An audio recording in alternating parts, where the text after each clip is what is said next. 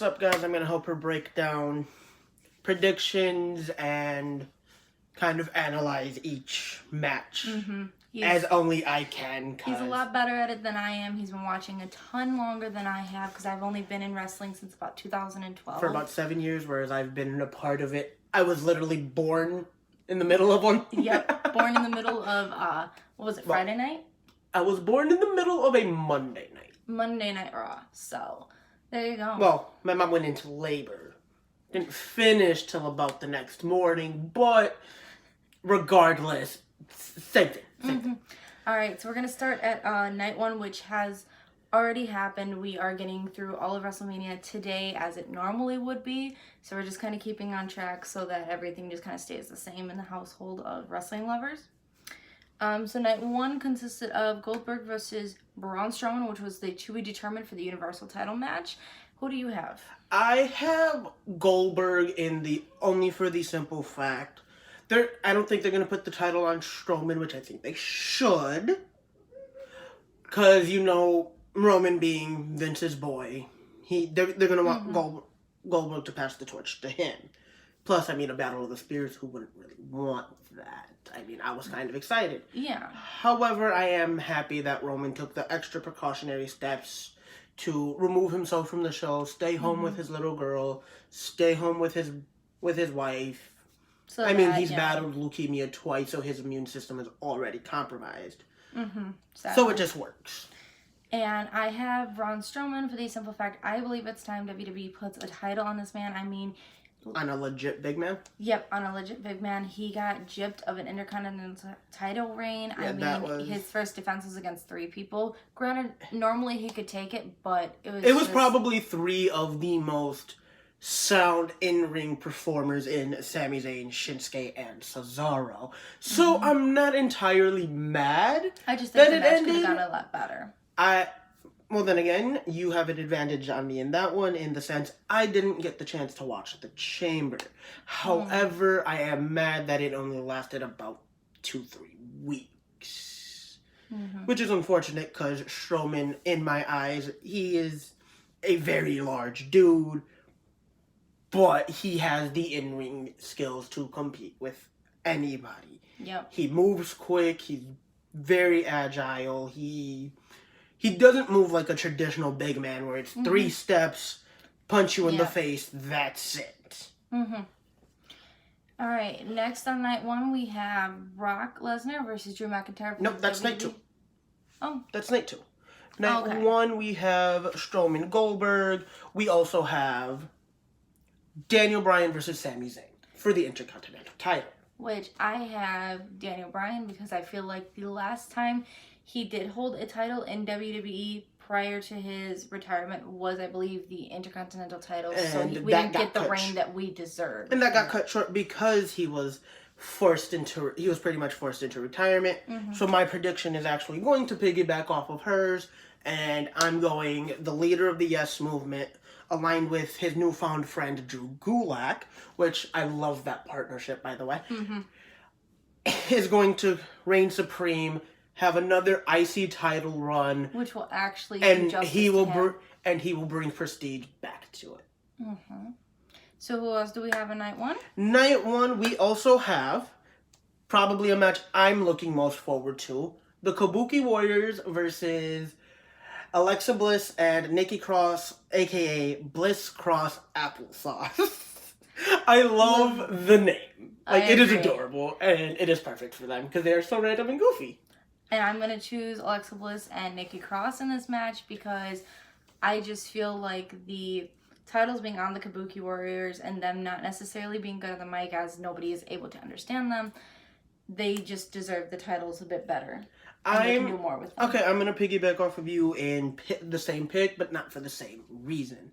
I absolutely love the Kabuki Warriors in a sense of they are absolutely phenomenal in the ring. Yes, I do agree that they should probably get a mouthpiece or something. But I also feel like they've had a very dry run with the tag titles, as there isn't many female tag teams to defend against. Yeah. Plus, as much as I love the Kabuki Warriors as a unit, they are much better individual performers. Plus, a big reason they haven't defended is Kyrie Sane for the longest time was battling a concussion injury. And she was But I away mean, on even her wedding. beforehand. Even beforehand.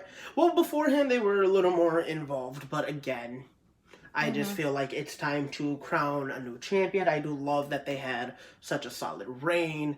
And I do love that, although this isn't technically a rematch, because, you know, the whole automatic rematch clause is gone, this is a really good match, because the first time that they went at it for the titles, the Kabuki Warriors not only got the win and the titles off of them, but it was just a really good match. Plus, this can be a shot at redemption for Bliss and Cross. Agreed. Next on night 1, we have Becky versus Shayna Baszler for the Raw Women's title. My choice is, of course, the fiery redhead, the man, Becky Lynch, for the simple fact that I'd love to see somebody actually hold, at least women-wise, a title in the modern age WWE for a year. It'd be great. So she hits a year. So, although this is night 2, Bayley going into her fatal 5-way has actually, as of Friday, so today being Sunday, she is now at 317 days. So she's approaching that very quickly. But my pick is going to be the Queen of Spades. For the simple fact, one, I love Becky, but again, much like the Kabuki Warriors, her title run has been very bland and dry because of lack of opponents, lack of matchups that we haven't already seen. This is a fresh face. Shayna's super dominant, and to prove her dominance, I mean, she went from cage fighting to WWE, took over very quickly. She's actually she's probably one of the top female heels in the business right now, and I love it. And one of the only women to hold the NXT Women's title twice. Yes, she is one of the only 2-time champions.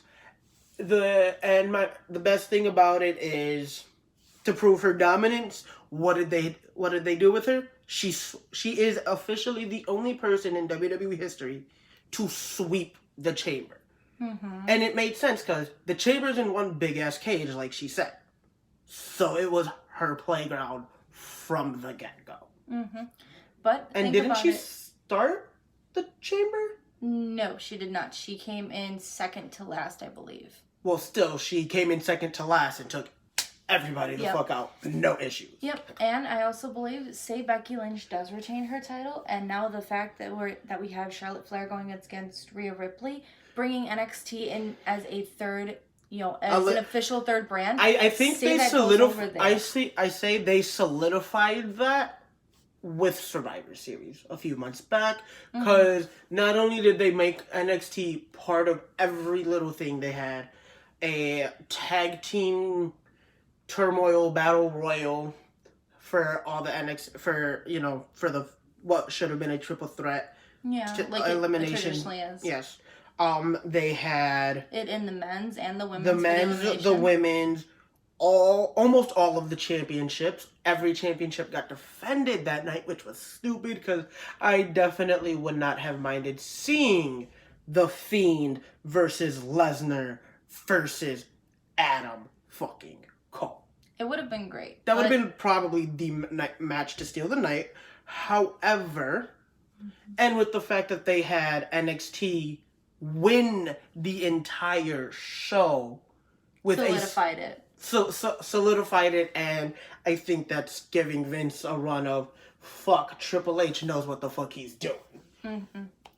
I might be in trouble. Next on night 1, we also have Undertaker versus AJ Styles in a Boneyard match. I'm still confused as hell as to what a Boneyard match is. I would have rather had a casket match. I will piggyback off of that. My ass would have definitely rather a buried alive match. However, given the current demographic that they're going towards, that match will probably not be around for a long while. They don't even have that game available.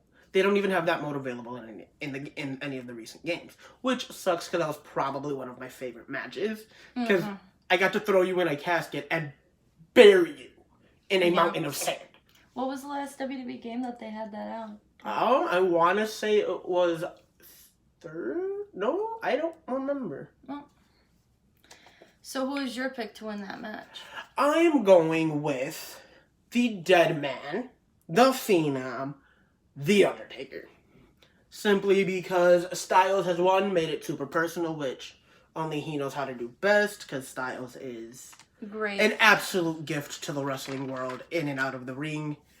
But I have Taker going over as a way to finish cementing his legacy, because let's be real, he's only getting... He's deteriorating with age. I hate to say it, because he's one of the all-time greats and probably one of my all-time favorites. He's not getting any younger, and at this point, he's kind of... You can tell, granted, it should have happened a number of years ago with Roman. Yeah. When, he left everything in the ring, but... like I said, I think as he's getting closer to a retirement, I think this is just a solid way to do it. And it wouldn't necessarily be burying AJ Styles like I've heard a lot of people say. Mm-hmm. However, if WWE does pull the trigger and say Styles gives him his third loss, it solidifies Styles as a competitor. It helps him to build the already impressive resume and legacy that this man had. Like, let's be real, both are first ballot Hall of Famers at some point in the future. Yep. I also picked Undertaker because it's the Phenom, it's WrestleMania. You don't necessarily always have the Phenom lose at WrestleMania. I mean, he's got, what, a 22-2 streak right now, or 23? 23 and 2, I believe. And the thing is, like, a lot of people say, this coming from him, yes, he may have debuted at Survivor Series, and that's where his name was built. But let's be real, it was Mania that built The Undertaker where he was. Built the Phenom part, yeah. That built the Phenom aspect of who he is. And honestly, here's how I felt should have happened. I feel like the streak should have continued, and him retire the only undefeated superstar, or the best undefeated superstar at WrestleMania. Yeah. Because there's only one other person in one-on-one competition that is technically undefeated at Mania. And that is? Mr. Rob Van Dam. 4-0. Nice. Nobody acknowledges it, though. Nobody ever acknowledges it because it's RVD, and they're comparing it to somebody that's been in the business since RVD was in diapers. There you go. I believe on our pick list, the only person to actually pick AJ Styles against The Undertaker is our mechanic. Oh.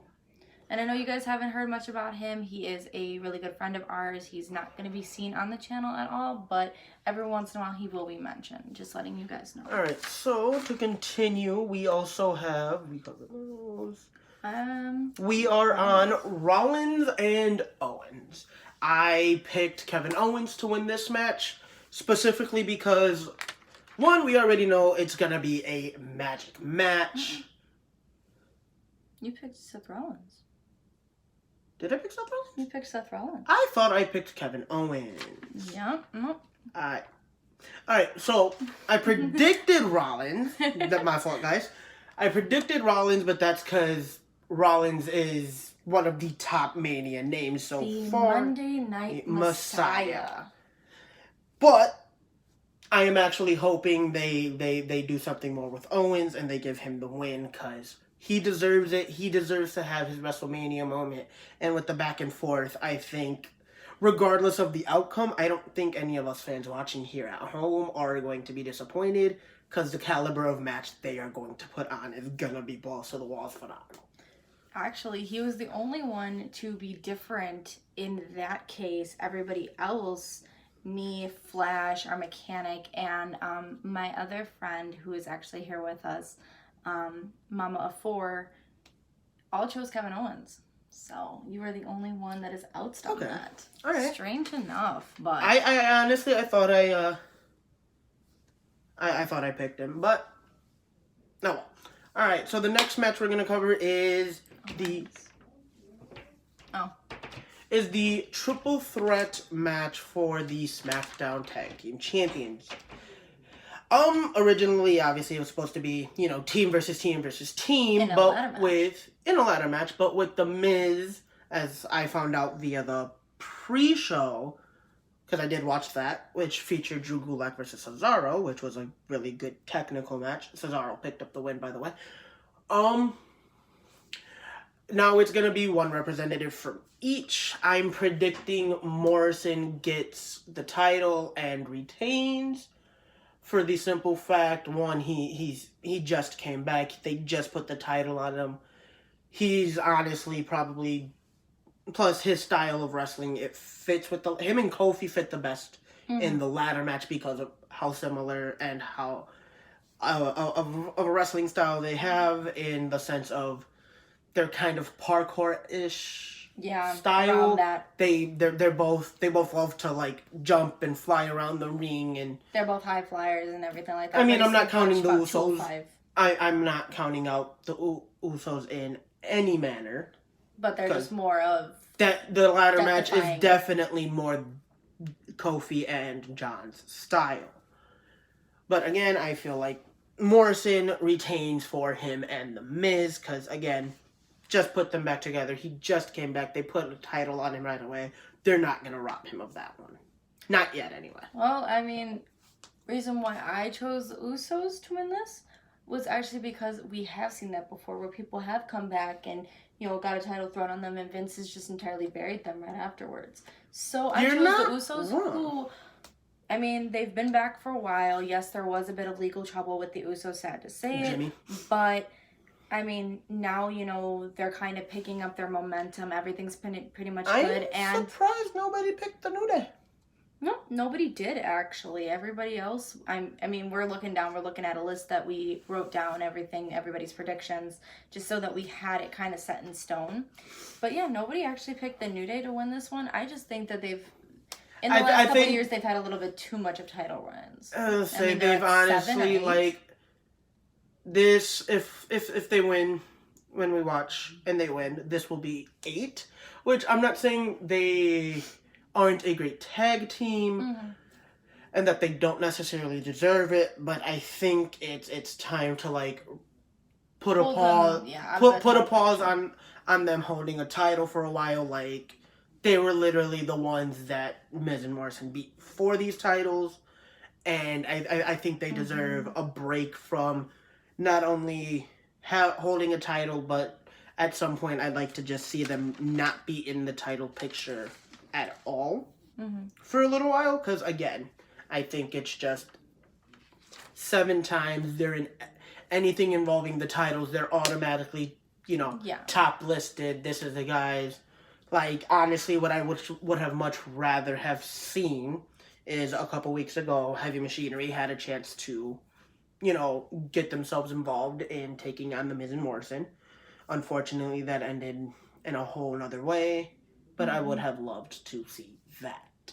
And I would have predicted that the titles be pulled off of John Morrison and The Miz to go into Heavy Machinery, because they deserve that. They deserve it. They've been in the title picture here and there for a little while, since they've come up for a few times, and I feel like it's time, because they are the epitome of workhorses in the company, and I know Vince sings their praises right now.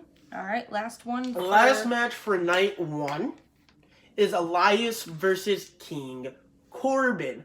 However, as predicted on the pre-show, that match may not happen because of what happened 2 weeks ago when Corbin attacked Elias and, kind of Lion King'd his ass.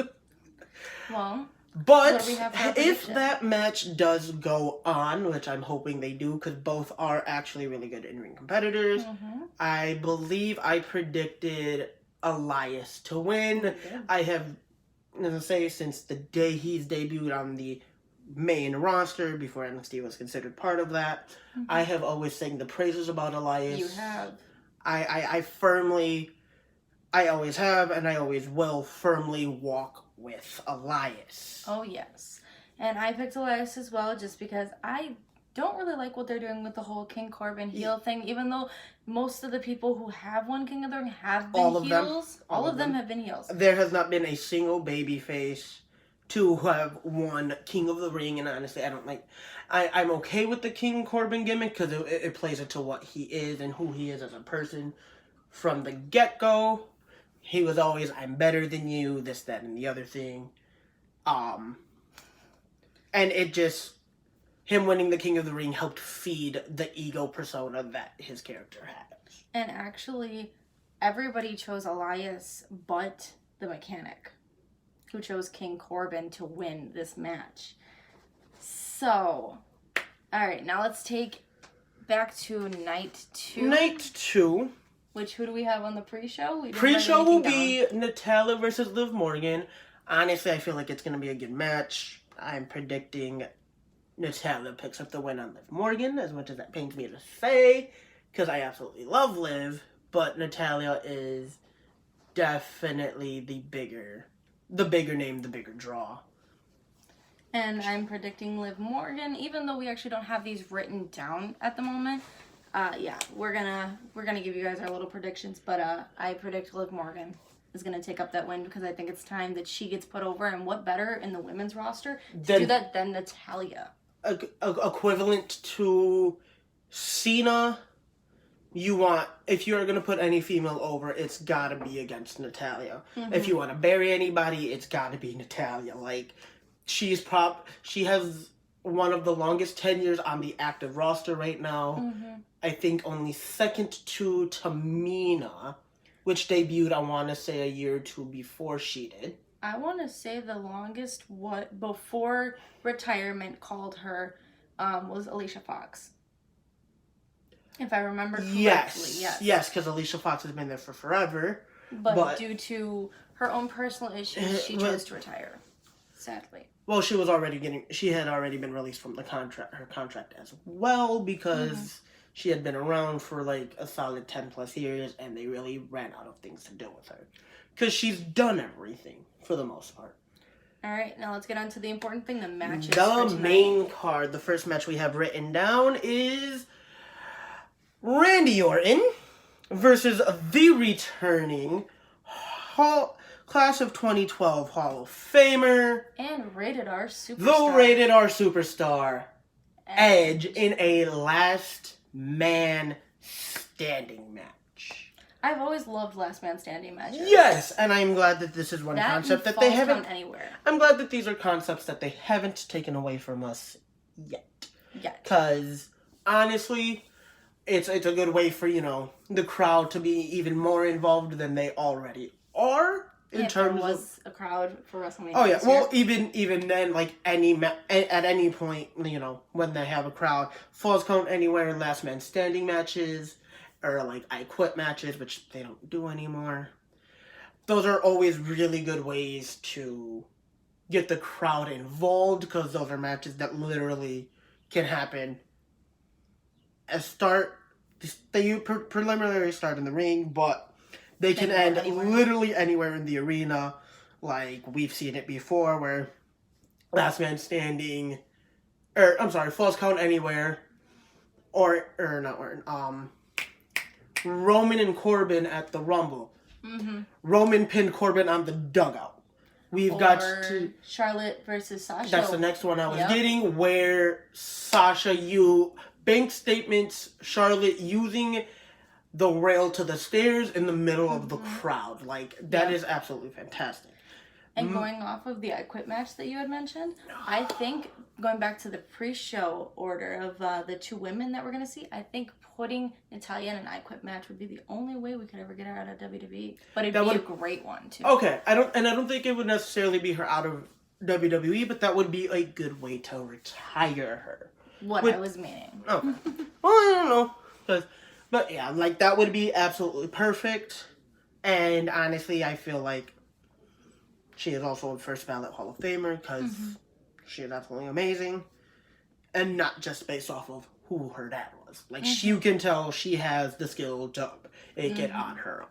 But back to the main, Edge Orton, my prediction, the returning Edge. Simply because this is his first official one-on-one match back. After the Rumble. Yeah. That's what I said, one-on-one.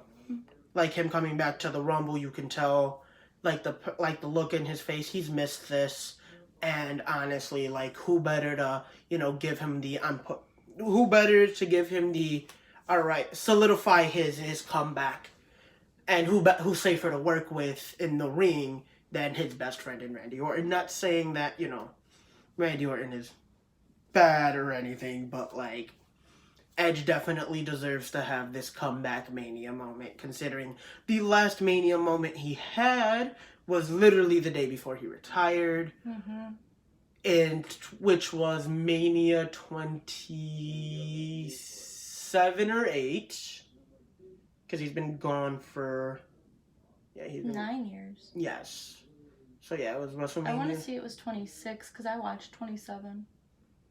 And I didn't. I think it was 28, actually. 28? I believe it was 28.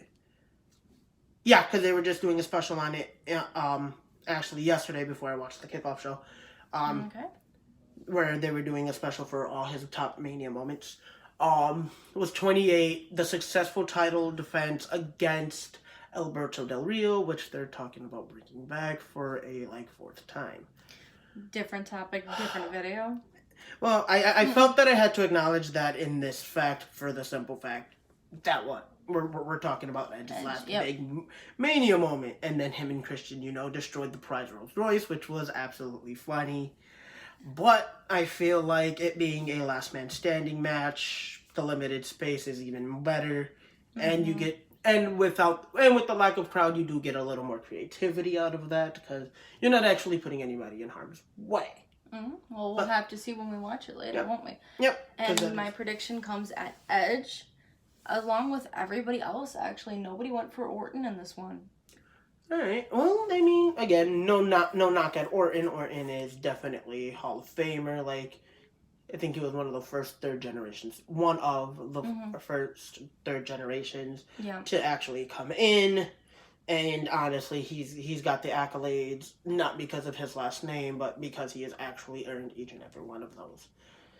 All right. Next on night 2, we have John Cena versus the Fiend Bray Wyatt in a Firefly Funhouse match. Still want to know what that is. I'm hoping it's nothing like the Wyatt compound match that Wyatt had with Orton actually a few years back in the rivalry. I'm so hoping it is not. So who do you have for that one? I have the Fiend winning that match because, like I mentioned earlier with Natalya, if you're gonna have anybody put any of the young talent over, it's John Cena is your best bet to do it. Plus, this would be a good redemption story of after 6 years. Yeah. I finally was able to beat you. I was finally able to put you down. No offense to Big Match John, but you can tell he's getting up there in age, and he is looking more and more like he wants to be done. I can also see Bray getting buried by the golden shovel that everybody says Cena has, but I think Cena's gonna do the right thing in putting him over because that has been Cena's big MO for the last couple of years he's wrestled. 5-6 years now that he's wrestled is he wants the young talent to get more and more acknowledgement and opportunity, and he wants to help them out in any way he can. So what better way than to do that with the Fiend, especially after he just lost the title to Goldberg. So you and Flash were actually the only ones to pick the Fiend in that one. Oh. I chose John Cena just because I love John Cena. I love the work that he does. And like he said, he could be buried, which could start a rivalry if John were to come back. But, I mean, it could go either way. I just personally picked John because I like John. All right. Next on match 2, you have the Raw Tag Team Champions, the Street Profits, versus Angel Garza and Austin Theory. which makes me happy to see Austin Theory already thrown into a predicament like this, because Austin Theory, if you haven't seen him on the Indies or on any of the Evolve shows, you really should. That man is absolutely amazing to watch in the ring. I love that they paired him with Garza and Zelina Vega, because, well, Zelina Vega is absolutely the epitome of... she is a great female manager, which we haven't seen in a while. I mean, I think... I like that. Like I said, I like the theories in this, but I also feel like it's a little too soon. He's replacing Andrade, which apparently has a broken nose or some shit like that. That's what I found out on Monday watching Raw. Not so sure, actually. I don't know. They said something about a nose injury. I was only like half paying attention. But I thought I just heard injury in general. Yeah, no, it was a nose injury specifically. But my pick is the Street Profits to come on top, for the simple fact we all know nobody wants the smoke. They don't want that smoke. Plus, the Street Profits are super popular, super over. I think this is probably one of the most over tag teams Vince has in the entire company. I think no this offense, is the most over since the New Day debuted. Since they debuted, because the New Day, you can tell they're kind of dwindling in popularity. Again, no knock to them, but it's more or less they're a tag team that's kind of just shoved in our face. And the Street Profits, both members are truly, truly, truly athletic and gifted. Their promos are always top notch. I don't think they've come out with a bad segment or a bad match. Nope. And I think they deserve the fact that they dethroned Murphy and the Monday Night Messiah for these titles. Yes. And I feel like they deserve a solid run. So I'm hoping that, WWE keeps with the flow and keeps them on it. I chose the Street Profits as well because piggybacking off of my brother here, off of Pyro. I'm sorry, their theme song is great. We do. I do believe that they deserve a solid title run just as he does. I don't think it's time for Austin Theory or Angel Garza to have any titles just yet because they are just kind of dipping their feet in the water on what is considered the main roster. Okay, well, to their credit, though, and play devil's advocate, I think they would be a little more deserving, or fairly deserving, because, I mean, you're looking at the former, I believe, Evolve champion, and that man went undefeated in that company for so goddamn long. But you also got Garza, who is the most recent former NXT Cruiserweight Champion in his own right. Okay. So next on night 2? You have Bobby Lashley accompanied with Lana. For the love of God, let that storyline die. Versus Aleister Black. And my prediction is definitely Aleister Black, simply because if you've been watching him recently, he plays really good mind games, which is has always been an issue for Lashley in terms of character. He is absolutely phenomenal in the ring. His athleticism, I think, is probably on par as one of the best. Plus, you have his unpredictable fight style and his black mass, which can strike out of nowhere. Literally come out of nowhere. I remember watching Raw a couple weeks, not this past one, but the one before, where literally the match started. He's looking, and he's facing a local talent from Orlando. He sits in the ring. Match starts, he sits in the middle of the ring. Guy is pleading with the ref, hey, do something, like make him fight me. Dude, ref looked at him like, I can't do anything. Match has started. Attack him. And I think it was like a 30-second match where he went after Aleister Black. Aleister stood and... Black mass out of nowhere. His opponent faded to black, which is what I predict. To Bobby Lashley. Happens to Bobby Lashley. And much like I feel like the match with...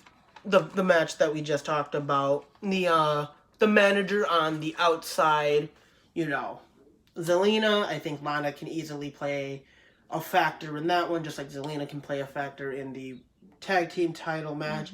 Just like I can see Cesaro and Shinsuke from night one playing a huge role in the decision to Sammy versus Daniel. True.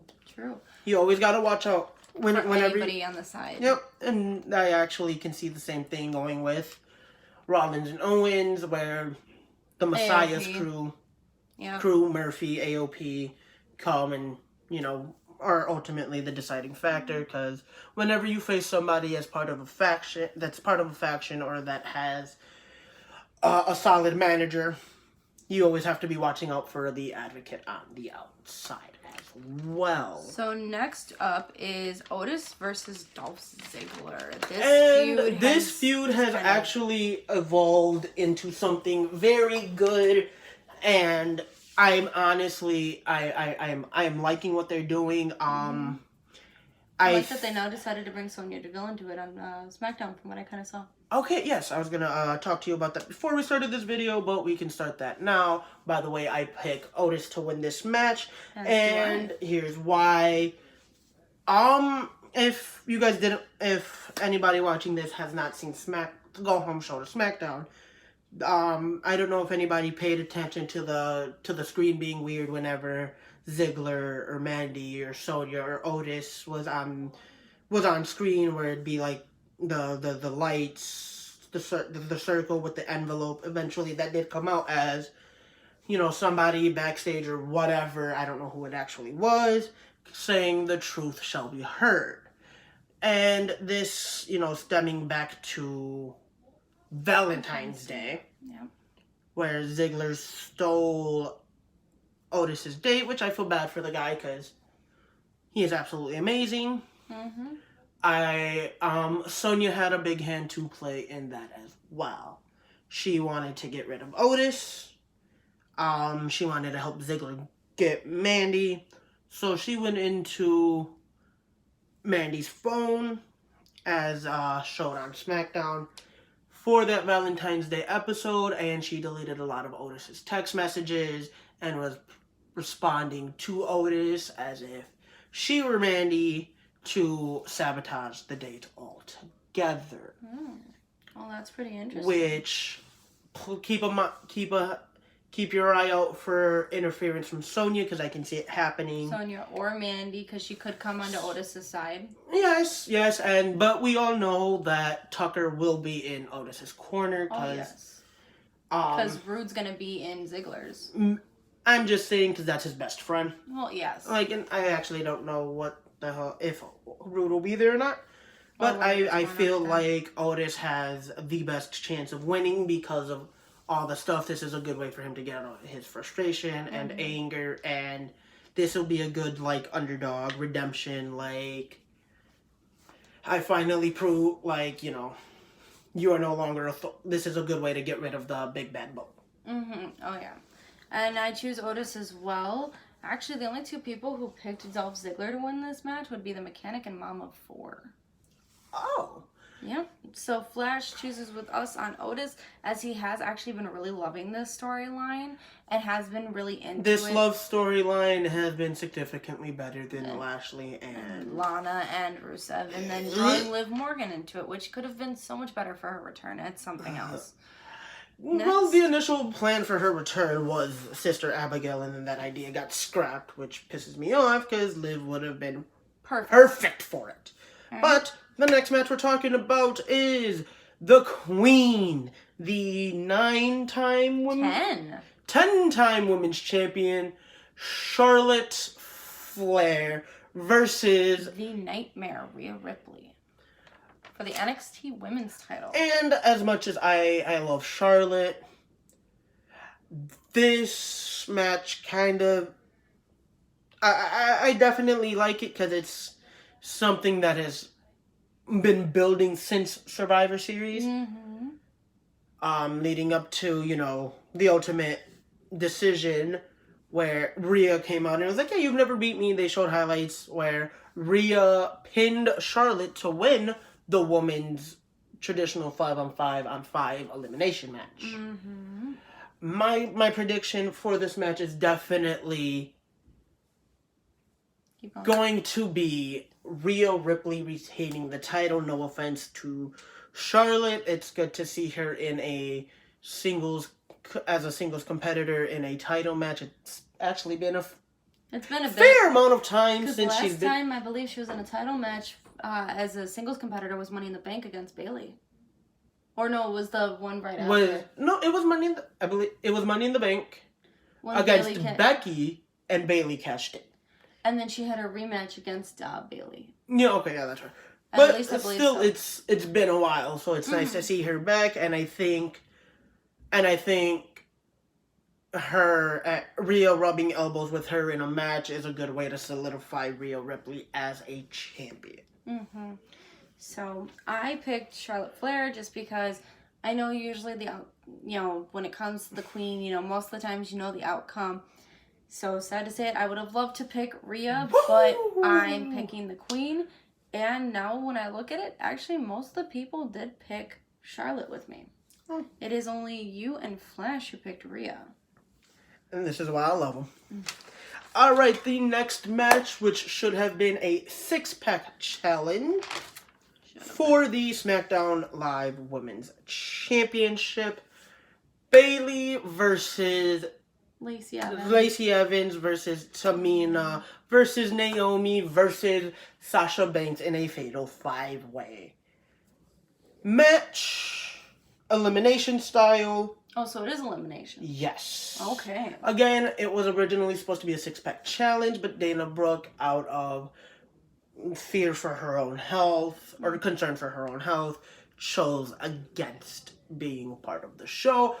And for anybody, that wants to talk down on these superstars that chose to not be part of the show, Vince gave absolutely everyone performing and everyone backstage the option, and he did base it off of majority rules, where if more superstars than not would have said no, Mania actually would not have been happening this year.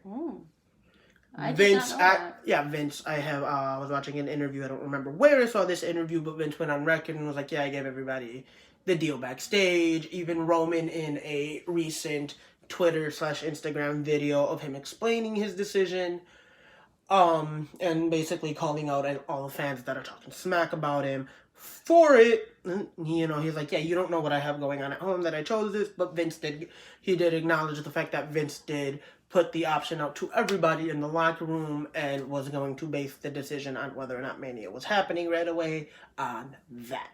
So if you guys want to see that, go take a look at Twitter and Instagram for that. Either or, like I said, Roman has a video. I'm pretty sure you can find it on YouTube as well. So take a look at that. So who do you have winning that? I actually, because I can see 2 people winning this match. Okay, and those are? I can see them finally putting the nail in the coffin of the best friends turning on each other. So my ultimate prediction was, and correct me if I am wrong, I picked Sasha. You did pick Sasha. I ultimately picked Sasha because it's been a while since she's held the title, and I think this is a good time to do it. However, I can also see with how they're trying to build Bayley and Sasha. Sasha's probably going to... I can also see them putting Sasha in the predicament where if it comes down to her and Bayley, she just lets Bayley win to continue the streak as the longest running SmackDown Live Women's Champion. There you go. Again, but I can see her winning it because, well, it's about time they put another title on her. Plus, it's title always haven't been very long. Yeah, she hasn't had a good title reign, and I think this is a good way to do it. Plus, it's always balls time. However, I can see them pulling the trigger on maybe 2 more, and I can see it being either Naomi, which would then make her a 3-time the only 3-time, I believe, SmackDown Women's Champion. Her first run kind of got cut short because she was injured. Her second run wasn't necessarily the best. So I think a solid 3rd one. Plus, I can also see them putting it on Lacey Because she is solidified, especially after the initial feud with these women and her feud way back when with Becky. She solidified herself as a competitor, and I feel like she at some point in the future will be deserving of that title, if not tonight. Plus, if they take Lacey for the win, it solidifies her over Bailey and Sasha for the feud that she had with them. That's what I'm saying. Like, and it'll solidify her as a role model or as something her daughter can look up to. Because according to Bailey and Sasha, they think her daughter is always a brat. Is what they were calling her. I actually picked Naomi because I love her as a competitor. I love her athleticism. I do. I want to piggyback off of his idea where, yes, I believe that this third reign would be a lot better than her other two. As you said, she got injury. And then I believe the second time she held it for about 160 days, which still, as though it sounds great, it's not necessarily great when you don't get to see them defend it a ton. So, I mean, just the way her other reign was just kind of cut from her, I don't want that to happen. And it was actually weird. Nobody picked the same person to win this. Flash picked Lacey Evans, the mechanic picked Tamina, and Mama 4 picked Bailey. I honestly, I don't see Tamina winning it at all, for the reason being she's been with the company for so long. Like, if they were going to put anything on her, it would have happened by now. And last match to wrap up night 2 and all of WrestleMania that we have written down would be Brock Lesnar versus Drew McIntyre for the WWE Championship. No, my prediction and want for this match is definitely going to be the Scottish psychopath, Drew McIntyre. He's got the look, he's got the skill, skill in the ring, he's got the skill on the mic. He's probably one of the only solidified big men to up there with Brock. Plus, this is a perfect way to build off of something that started at the Rumble, where, Drew had help in eliminating Lesnar. The look of disbelief on Lesnar's face sold it all. And I'm sorry, but Lesnar can sell like no other. But this is his way of proving, I don't need help to beat you. It wasn't a fluke. It wasn't, I can beat you all on my own. Plus, Lesnar's lack of title defenses and the length of his title reigns is kind of the overwhelming story for the last number of years, and I think it's time we lay that to rest with a true champion. Yeah, because 553 days with the Universal title, barely any defenses. I think he had like 7 defenses total. And just putting it on somebody who is obviously a part-timer. I mean, I know because of his medical issues, he can't be there for most of these. The thing is, I can see why they consistently... no matter what, Lesnar will always be a big name draw. Because, first off, his background in college, where he has won an NCAA Division I Wrestling Championship. He, in a 2-year short 2-year span, his very first one with WWE, because I was watching this on the Ruthless Aggression Era show on the network, 2 years. And he proved in 5 months from his debut from OVW, the original NXT, he wins the championship. In that time, in the 2 years, he was already a 2-time champion and one of the most dominant superstars ever to exist. Plus, I mean, you have to look at the background of after, his I quit him telling WWE in that 2-year span, the night that he lost to Goldberg round 1, he told them that same night, after this, I quit. Simply because he loses interest in things fast. He was bored. So what did he do? He went to try out for the Minnesota Vikings, and after not playing for football since high school, it was about a 10-year span, he was the very last cut before the regular season had started that year.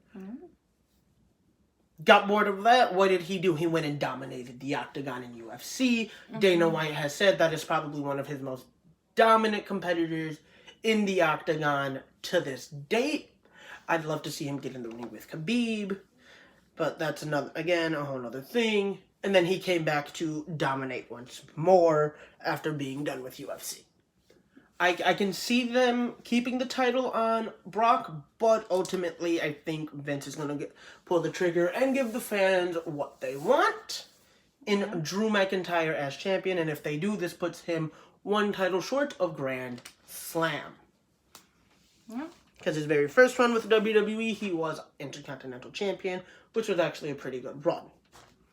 And then I, of course, chose Drew McIntyre because I just feel like it's time to get the title off of Brock Lesnar. I mean, me being the wrestling fan that I am, I hate that he holds it for so long, does very little title defenses. I understand that he is, yes, a part-timer for his medical reasons and for probably other reasons unknown to everybody else, but... Simply because he just...